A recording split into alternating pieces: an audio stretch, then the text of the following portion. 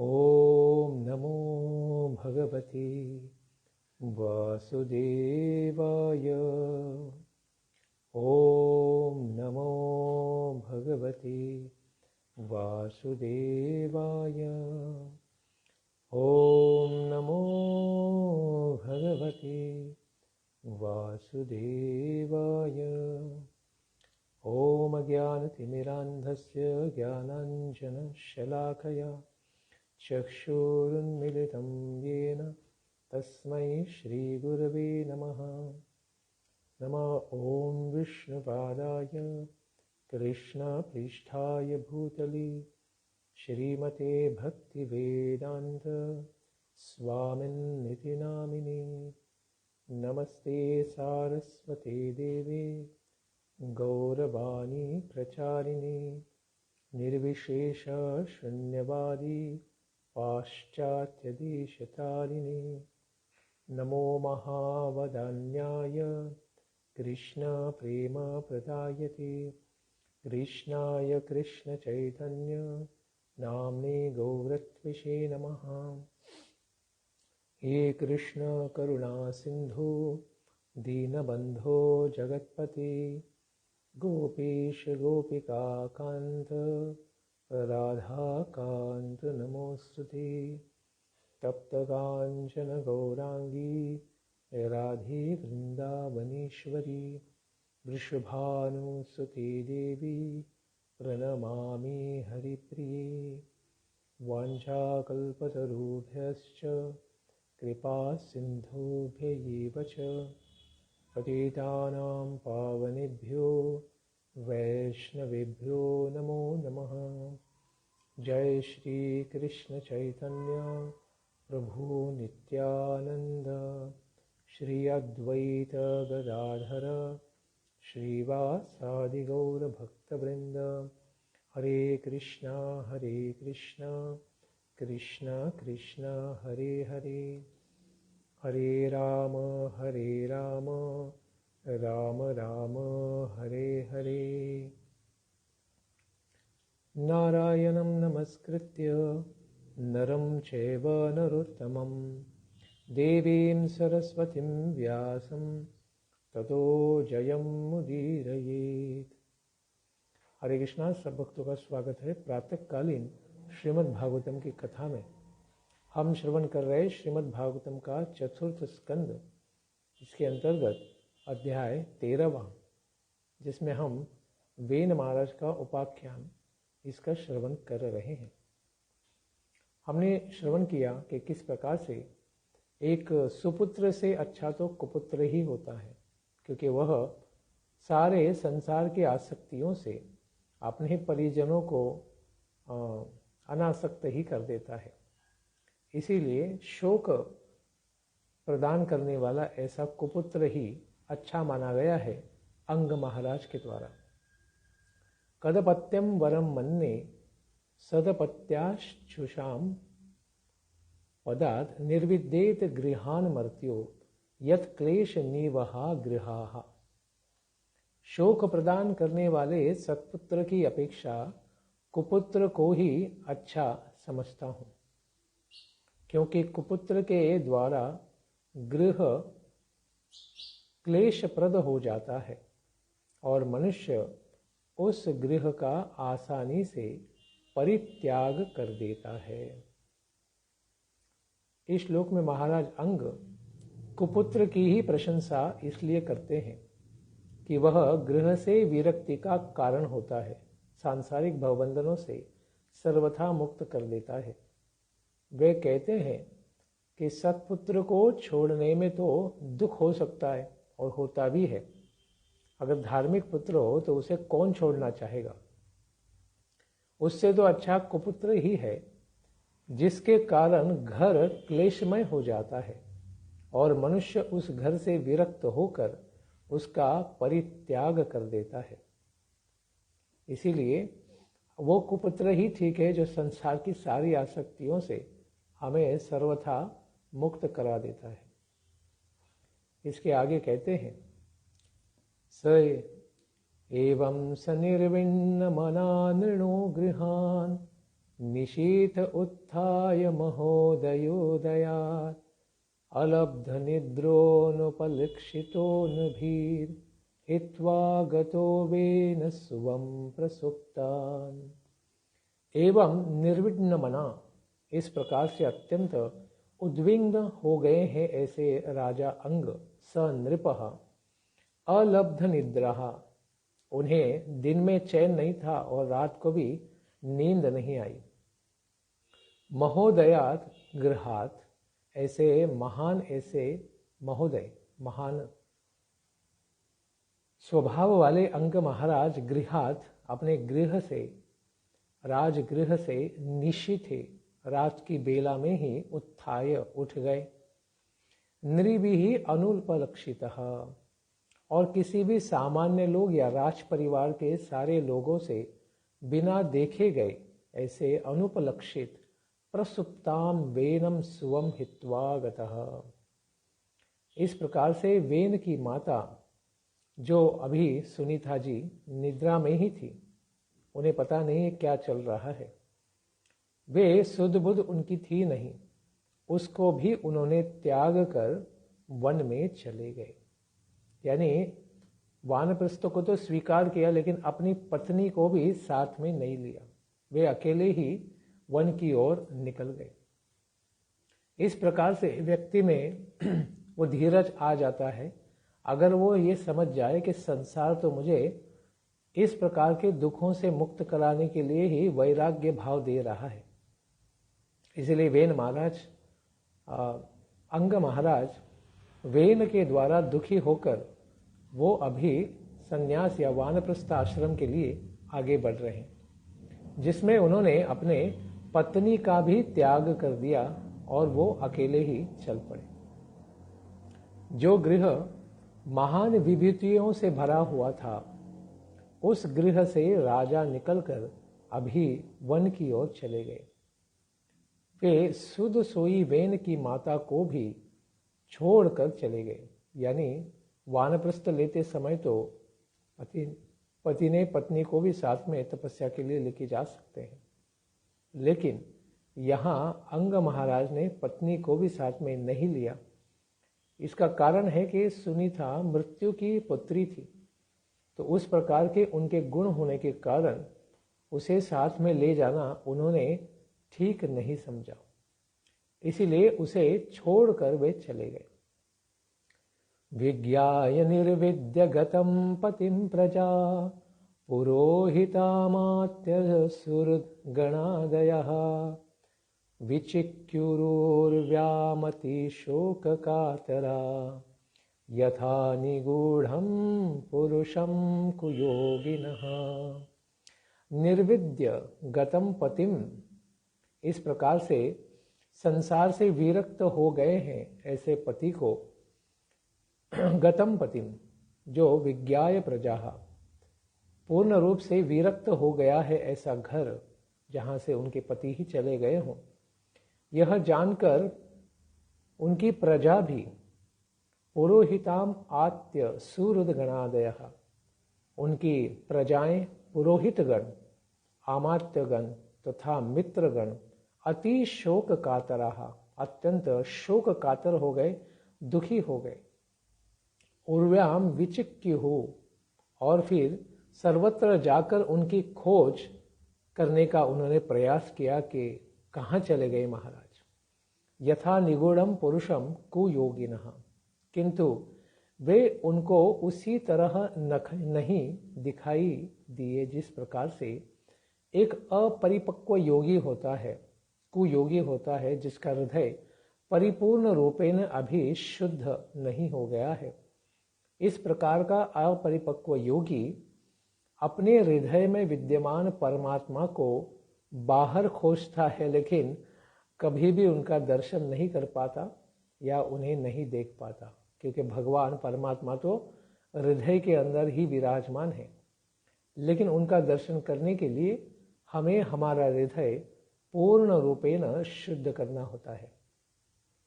तो इस प्रकार से उनके प्रजाजन, पुरोहित या अमात्यगण, ये कोई भी उन्हें नहीं ढूंढ पाए, क्योंकि उनका हृदय मानो उतना शुद्ध नहीं था कि एक महान आत्मा अंग महाराज को भी खोज कर पाए। इसीलिए इतना खोजने पर भी उन्हें वो समझ नहीं पाए कि कहाँ चले गए। राजा यद्यपि वही थे फिर भी वे नहीं देख पाए, यानी अरण्य में जंगल में तो थे ही, लेकिन उनको वो ढूंढ नहीं पाए। और दृष्टांत के रूप में कहा गया है कि कुयोगी हृदय में भगवान का दर्शन नहीं कर सकता है। इसलिए भगवान की भक्ति के द्वारा ही जब हमारा हृदय पूर्ण रूपेण शुद्ध निर्मल हो जाएगा, तभी हम भगवान का साक्षात्कार कर सकते हैं। और इसी प्रकार से हमने श्रवण किया है श्रीमद् भागवतम के पहले स्कंद में, जब बालक नारद भी जंगल में जाकर भगवान की आराधना कर रहे थे, उन्हें दर्शन देने पर भगवान ने यही कहा था कि अगर कोई अपक्व कषाय, जो कोई परिपूर्ण रूपेण शुद्ध अमल हृदय का ऋषि या योगी नहीं है, वह भगवान का हृदय में दर्शन नहीं कर पाएगा। इस प्रकार से यह 13वां अध्याय यहाँ पर समाप्त होता है और इसके पश्चात वेन महाराज के बारे में और विस्तार से श्रवण करने को मिलेगा। अलक्षयन्ता पदवीं प्रजापतेर हतोद्यमाः प्रत्युपस्त्रित्य ते पुरीं ऋषीन् समेतान् अभिवन्द्य साश्रभो न्यवेदयन् पौरवभर्तृविप्लवम्। प्रजापते है, जो प्रजा के स्वामी है, पति है, पदवीं अलक्षयन्तः, इस प्रकार के अपने राजा का पता न लगा सकने के कारण हतोद्यमः, अत्यंत व्यथित हुए ऐसे, ते पुरीं मृत्युपस्त्रिप्य, वे सब लोग उस प्रकार के पूर्व में वापस आ गए जैसे शरीर को आत्मा छोड़ देता है, वो शरीर मृत हो जाता है। उसी प्रकार से वह पुरी यानी अंग महाराज का राज्य भी उसी प्रकार से क्या हो गया था, मृत्युपस्त्रिप्य, मानो एक मृत शरीर की तरह ही हो गया था जिसमें अभी आत्मा नहीं है। हे पौरव, हे नगर में आकर सब सारे ऋषिमुनि समेतान, ऋषिन, सबको अभिवंद्य, सबको अभिवंदना करके प्रणाम करते, साश्रवः, अश्रुपूर्ण नेत्रों के साथ अत्यंत दुखपूर्ण, भर्तृ विप्लवम न्यवेदयन, इस प्रकार से अश्रुपूर्ण आंखों के साथ महाराज के न मिलने का समाचार सुनाते रहे।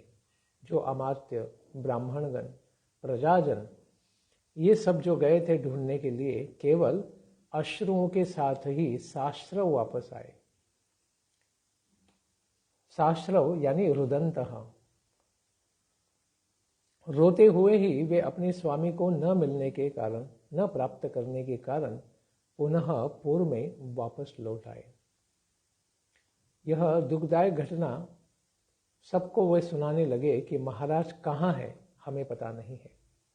इसीलिए अभी आगे श्रवण करेंगे कि किस प्रकार से मुनियों ने इस आई हुई बहुत बड़े संकट के लिए क्या तैयारी की, क्योंकि जब शरीर में आत्मा न रहे तो शरीर सड़ जाएगा। उसी प्रकार से अगर राज्य में राजा न हो तो राज्य का भी नाश हो जाएगा। तो ब्राह्मणों ने क्या किया?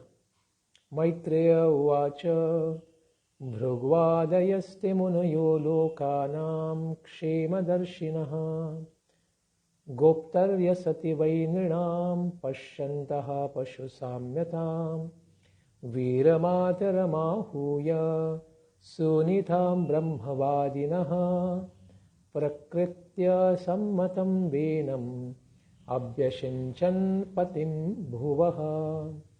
लोकानां क्षेमदर्शिनः, सारे लोगों का कल्याण करने के लिए इसका दर्शन करके, ते भृगुवादयः, भृगु आदि जो सारे मुनि थे उन लोगों ने देखा, असति गोप्तरी नृणाम पशु साम्यतां पश्यन्तः, राजा के न होने पर तो सभी लोग पशुओं के समान ही उच्छृंखल हो जा रहे हैं। कैसे हो जाते हैं? उन्हें कोई बांधने वाला न हो। जैसे पशु को अगर बांधा न जाए तो उच्छृंखल होकर सब जगह वो नाश कर सकता है।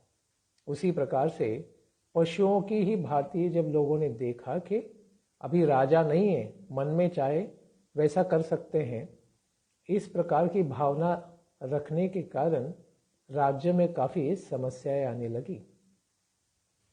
मातरम सुनीताम आहूय, फिर उन्होंने वेन की माता सुनीता को बुलवाया। प्रकृति असम्मतम वेनम, और भले ही प्रजाओं के सम्मत नहीं होने पर भी, क्योंकि उस प्रकार का स्वभाव या मनोभाव राजा की तरह वेन का नहीं था, क्योंकि अत्यंत क्रूर कर्मा वो था। भूवः पतिम अभ्यसिंचन, फिर उन्होंने वेन को पृथ्वी के पति के पद पर अभिषिक्त कर दिया, क्योंकि जब सही राजा न हो तो फिर कोई मूर्ख भी हो लेकिन उसका अगर राजा का पुत्र हो तो उसे आपदा की स्थिति से बचने के लिए उस प्रकार से राजगद्दी पर बिठाया जाना पड़ता था। इस प्रकार से दुष्ट पुत्र वेन के भय से जब राजर्षि अंग महाराज स्वयं तो वन में चले गए, उस समय पृथ्वीपति के रूप में अभिषिक्त वेन का क्रुद्ध मुनियों के द्वारा वध किस प्रकार से किया गया था, इसका विस्तृत वर्णन इस 14वें अध्याय में किया जाएगा।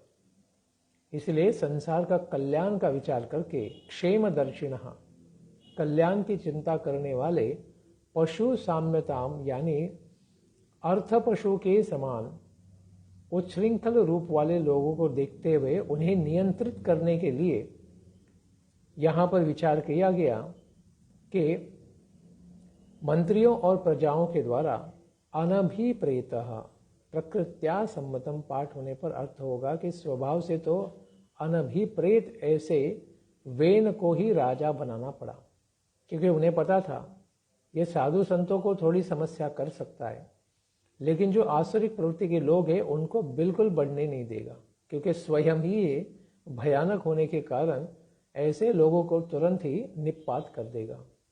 इस प्रकार का विचार करके उन्होंने कहा कि सबसे बड़ा चोर दूसरे चोरों को पहले ही समाप्त कर देगा। श्रुत्वा नृपासनगतं वेनमत्युग्र शासनम निलिल्योर्दस्य वह सत्य सरपत्रस्ता इवाखलः। अति उग्र शासनम वेनम, तो वेन का शासन कैसा था? अत्यंत उग्र था, क्योंकि वो अत्यंत उग्र स्वभाव का होने के कारण उसका शासन भी कैसे होगा? अत्यंत उग्र। नृपासन गतम, इस प्रकार से वेन को राजा बनाया गया है। गतम श्रुत्वा, इसको बस श्रवण करने से, सुन लेने से मात्र, दस्य वहा, जो सारे दस्युगण यानी लुटेरे थे, सरपत्रस्था, वो सब लोग क्या किए? एकदम से छुप गए। किस प्रकार से? सर्पस्त्रस्ता, अत्यंत त्रस्त हुए सर्पों की भांति। आँख वह इव निलिल्युः, जैसे सर्प के भय से चूहे सारे बिलों में छुप जाते हैं, उसी प्रकार से सारे ये जो चोर थे, दस्युगण थे, वे सब भी छुप गए।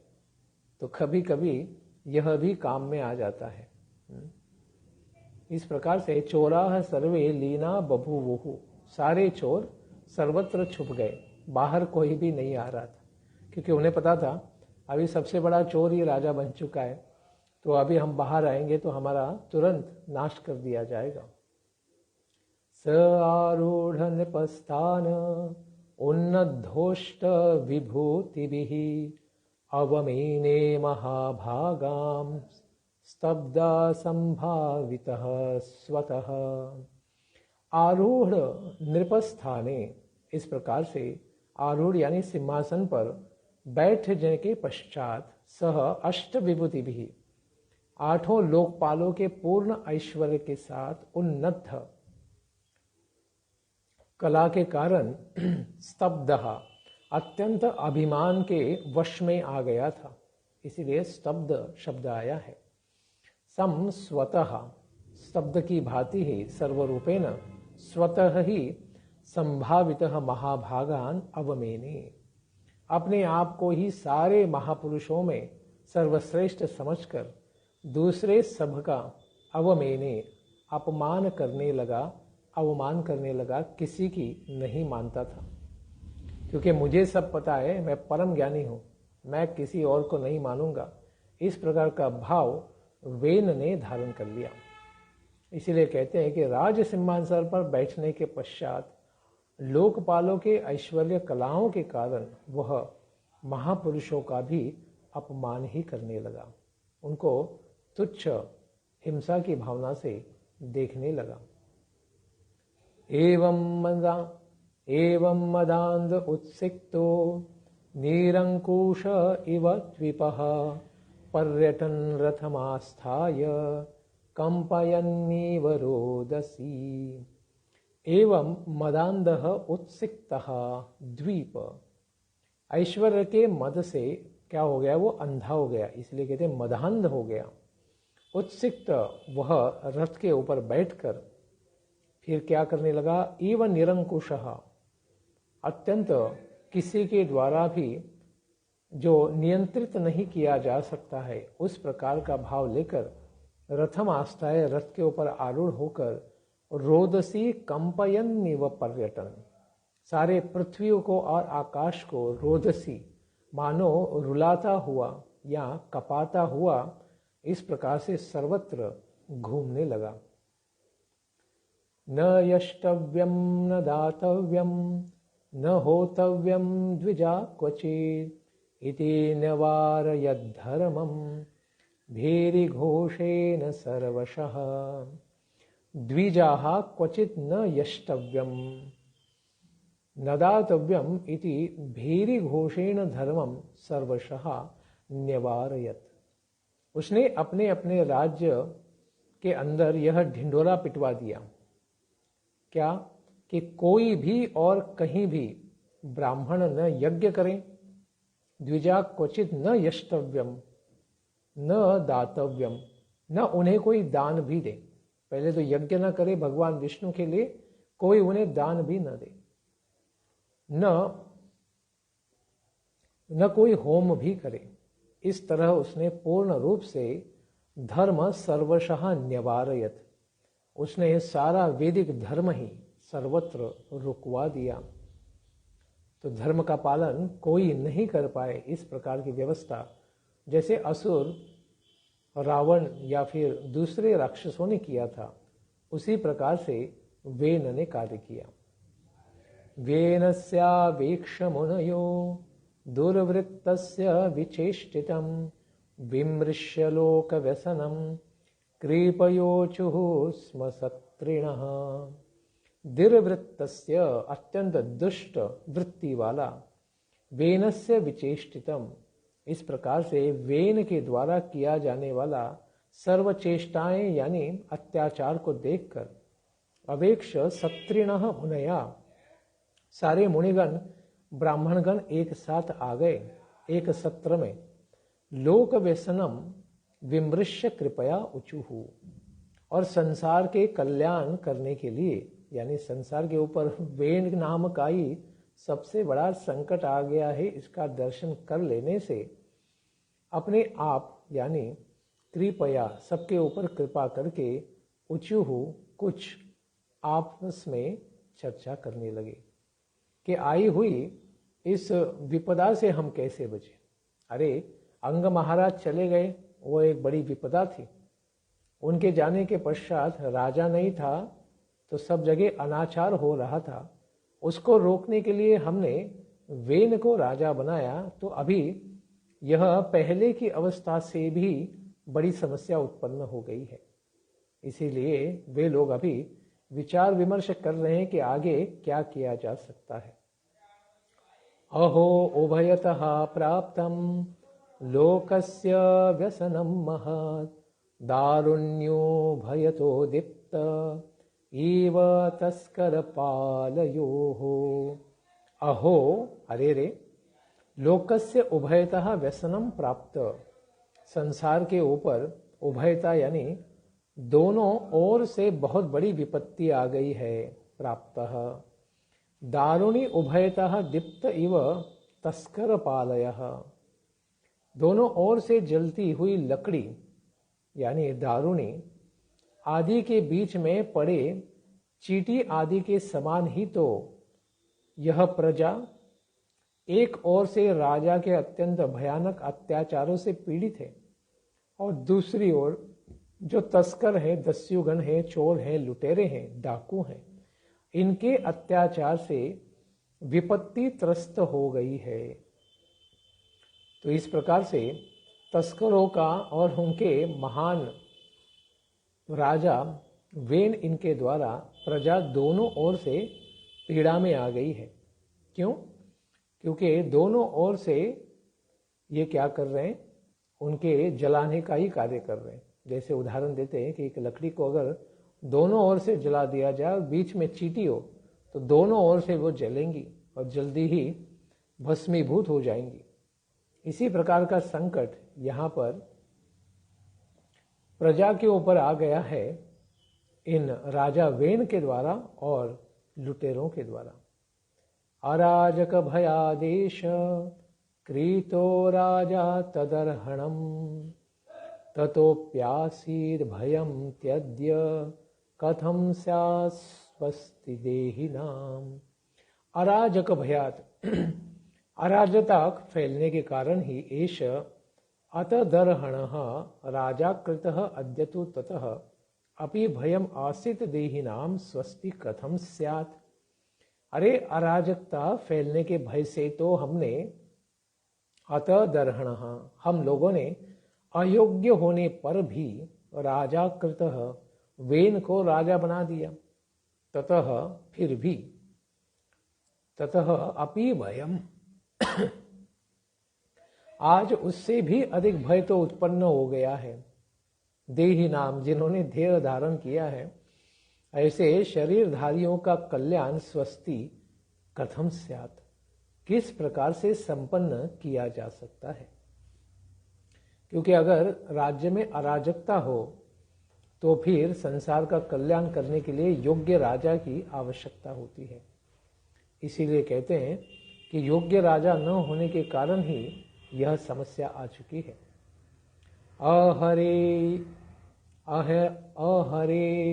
अहरीव पय पोष पोषकस्याप्यनर्थभृत् वेनः प्रकृत्यैव खला सोनिधा गर्भसंभवः। पोषकस्याप्यनर्थभृत् पोषण करने वाले के लिए भी अनर्थकारी अहेहे यानी सर्प के लिए अगर पयः पोष उसे अगर दूध पिलाया जाए तो फिर सुनीता गर्भ संभवः जो सुनीता जो मृत्यु की पत्नी है उसके द्वारा निर्मित किया गया यह बालक वेन महाराज इस प्रकार से उत्पन्न हुआ है। प्रकृत्या एव खलः यह सर्प की ही वृत्ति लेकर जब उत्पन्न हुआ है तो ऐसे दुष्ट स्वभाव वाले व्यक्ति को हमने क्या कर दिया है, मानो दूध ही पिलाकर और उसे जहरीला बनाने का कार्य कर दिया है। तो कुछ लोग कहते हैं कि सर्प दूध नहीं पीता है, लेकिन यहाँ तो भागवत में स्पष्ट रूप से आया है कि सर्प भी दूध पी सकता है। तो ऋषियों ने ये सोचा कि हमने तो संसार का कल्याण करने के लिए ही विचार किया था, लेकिन अस्माकम अपि अनिष्टम जातम इत्याहुः। अरे हमने तो इष्ट करने गए लेकिन अनिष्ट को ही हमने पा लिया है। हमें भी जीवन में ऐसा कभी कभी अनुभव आ सकता है कि हम कुछ अच्छा करने जाते हैं और अधिक बुरा ही प्राप्त कर लेते हैं। इसीलिए उदाहरण देते हैं कि जिस प्रकार से अहेर यानी सर्प को दूध पिलाया जाए, क्षीरेण पोषणम किया जाए, तो फिर वो अनर्थकारी वृत्ति को त्यागता नहीं है और उस अनर्थकारी वृत्ति को बढ़ा देता है, यानी अपने जहर को बढ़ा देता है और फिर सबको और प्रताड़ित करता है, तो और अधिक दुख देने का वो कारण बन जाता है। निरूपितः प्रजापालः स जिघांसति वै प्रजाः तथापि सान्त्व एमामुं नाम्स्मांस्तत्पातकं स्पृशेत्। एषः प्रजापालो निरूपितः। इसको हम लोगों ने प्रजा का पालन करने के लिए तो प्रजापाल बनाया था, राजा बनाया था। प्रजा जिघांसन्ति तथापि सान्त्वयेयम् अनुम नास्मान तत्पातकम स्पृशेत्। अरे प्रजा का पालन करने वाला प्रजापाल तो बनाया हमने इसे, और यह प्रजा का ही क्या करता है, जिघांसन्ति, अरे प्रजा का ही नाश करने का कारण बन रहा है। तो फिर ऐसे प्रजा को हम कैसे सांत्वना प्रदान कर सकते हैं? और फिर न अस्मान तत्पातकम स्पृशेत्, तो हमें ये पता नहीं चल रहा है कि इसका पाप हम लोगों को न लगे, क्योंकि हमने इसे राजा बना दिया है। तो इस प्रकार के व्यक्ति को हमने प्रजापाल बनाने का मानो एक प्रकार से पाप ही तो कर दिया है। तो हम कैसे बच सकते हैं इस प्रकार का पातक से? तो जो व्यक्ति राजा को नियुक्त भी करता है तो उसके ऊपर यह परिपूर्ण दायित्व होता है कि वह राज्य का और प्रजा का ठीक से पालन करने वाले व्यक्ति को ही आधारभूत प्रजापाल बनाए, अन्यथा उसे भी कर्म का फल लगेगा। ऐसा नहीं है कि लोकशाही में, लोकतंत्र में अगर हम गलत व्यक्ति को राजा प्रधान बना देते हैं, राजा तो अभी रहे नहीं, अभी तो केवल शूद्र हैं, दस्युगण लुटेरेगण हैं, तो इनको राजा बना के हम निश्चिंत नहीं हो सकते। हमारा भी शोषण होगा और संसार के सारे लोगों का भी शोषण होता हुआ दिख भी रहा है। तो इसका दायित्व भी यानी पाप कर्म फल हमें भी मिलेगा। इसीलिए हमें इन प्रकार के कार्यों से बचने के लिए सही व्यक्ति को राजा के रूप में प्रस्थापित करना चाहिए, क्योंकि लोकतंत्र में तो कोई राजा होता नहीं है, सारे चोर लुटेरे हैं। इसीलिए सही राजा का चयन करके उसे उत्साहित करना चाहिए। इसीलिए यहाँ पर ऋषिगण कह रहे हैं, तद्विद्वद्भीरसद्वृत्तो वेणुस्माभिः कृतो नृपः सान्त्विता यदि नो वाचं न गृहीष्यत्य धर्मकृत्। तत् असद वृत्तः वेनः, अत्यंत असत अधार्मिक वृत्ति रखने वाला वेन, विद्वद्भिः अस्माभिः, अरे हमारे जैसे जो विद्वत भी है, विद्वान ब्राह्मण है, इनके द्वारा नृपः कृतः सांत्वितो, इनको दुराचारी वेन को राजा बनाया गया। और सांत्वितो, हमने इनको बहुत समझाने का प्रयास भी किया है कि अरे इस प्रकार का कार्य न करो, जिससे तुम्हारा भी, संसार का भी, हमारा भी, और एक तरह से भगवान की व्यवस्था का भी संचालन ठीक से नहीं होगा। कुयोजना बन रही है। नो वाचम न ग्रहिष्यति अधर्मकृत। अरे इस प्रकार से समझाने के बाद भी यह पापी किसी भी बात को मानता नहीं है। तो इस प्रकार से यह मानेगा नहीं तो संसार का तो नाश हो जाएगा, राज्य का नाश हो जाएगा, फिर क्या किया जा सकता है। इसीलिए उन्होंने इस प्रकार का विचार करते हुए फिर क्या किया, लोकधिक्कार संदगदम हरिष्यमान स्वतेजसा एवमध्यवसायनम मूनयो गूढ़मन्यवः उपाव्रज्या ब्रुवन्वेनं सान्त्वयित्वा च सामभिः। लोकधिक्कार संदग्धम, इस प्रकार से लोक के धिक्कार से ही दग्ध हुए वेन, संदग्ध, इस प्रकार से दग्ध हुए, धिक्कार से संदग्ध हुए, स्व तेजसा दहिष्यामः, हम लोग फिर क्या करें, अपने तेज से दग्ध कर देंगे, इसका नाश कर देंगे, जला देंगे।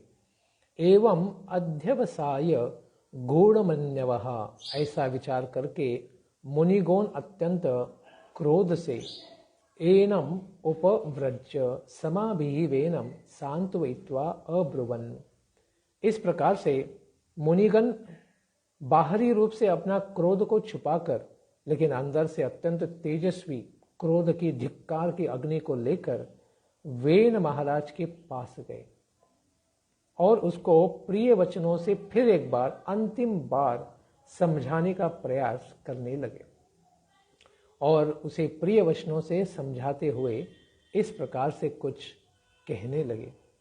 अंतिम बार राजा वेन को यह अवसर दिया जा रहा है कि तुम अपनी मूर्खता से बाज आ जाओ। ये सब गलत कार्य, अधर्मकृत कर्म, इनका त्याग करो और धर्म का आचरण करो। ब्राह्मणों की, धर्म की, यज्ञ की सेवा करो, प्रजा का पालन करो, भगवान को प्रसन्न करके स्वयं का भी जगत का भी कल्याण करो। इस प्रकार से अत्यंत प्रिय वाणी में उपदेश देने के लिए गए। तुरंत उन्होंने क्रोध गूढ़ो मन्युर ईशाम, तुरंत अपने क्रोध को प्रदर्शित नहीं किया। इसीलिए कहते हैं साम भी प्रियोक्ति भी, अत्यंत उचित प्रिय उक्ति के द्वारा, वचनों के द्वारा उन्होंने वेन को समझाने का प्रयास किया। इतना समझाने पर क्या वेन समझते हैं इस चीज को? क्या वो सुधर जाते हैं या फिर उनका कल्याण करने के लिए ब्राह्मणों को कुछ और करना पड़ेगा? इस कथा का हम श्रवण करेंगे कल के प्रातःकालीन सत्र में। धन्यवाद। हरे कृष्णा। ग्रंथराज श्रीमद् भागवतम की जय। श्री श्री गौर निताय की जय। निताय गौर प्रेमानंदे। हरि हरि बोल।